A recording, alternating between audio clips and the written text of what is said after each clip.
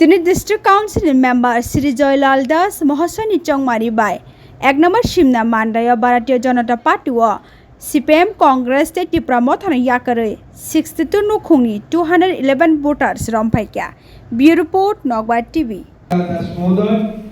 এবং ডিস্ট্রিক্টের জিএস রতন রায় এবং মণ্ডলের প্রাক্তন সভাপতি জীবনদত্ত একজন মণ্ডলের সভাপতি শ্রী ইন্দ্রজিৎ দেববর্মা মহোদয় এবং মঞ্চে উপস্থিত আছেন।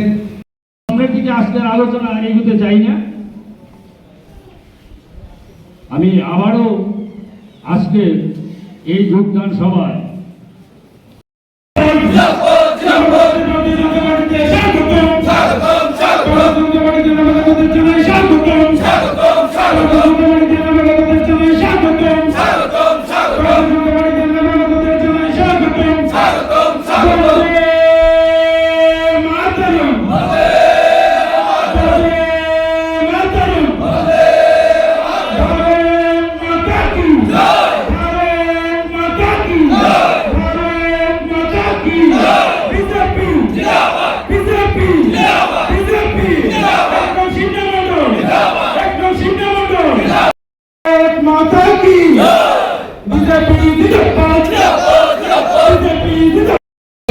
করে একটা মানুষ সুসাইড করলো।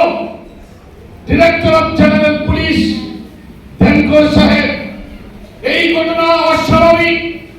আমরাও দুঃখ প্রকাশ করছি মর্মাহত ওনার পরিবারের প্রতি।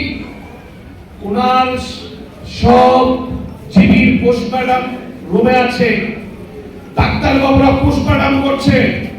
পোস্টমর্টম রিপোর্ট সামনে আসতো না। জিতেন চৌধুরী বলে দিলেন এই ঘটনার পেছনে রহস্য আছে। তাহলে আপনি এই ঘটনা কি করে জানলেন? আজকের এই সভা থেকে এই অপরাধীদের জনতার কাছে জানতে চাই, যদি আপনি জেনে থাকেন তখন ধনকর সাহেবের মৃত্যুর রহস্য আপনি যদি জানেন, ময়নাতদন্তের আগে কি করে জানলেন আমরা জানতে চাই। তার সঙ্গে আপনি পরোক্ষভাবে জড়িত রয়েছেন কিনা, না হলে কি করে আপনি ময়নাতদন্তের আগে জানলেন? এটা অরক্ষিত ঘটনা।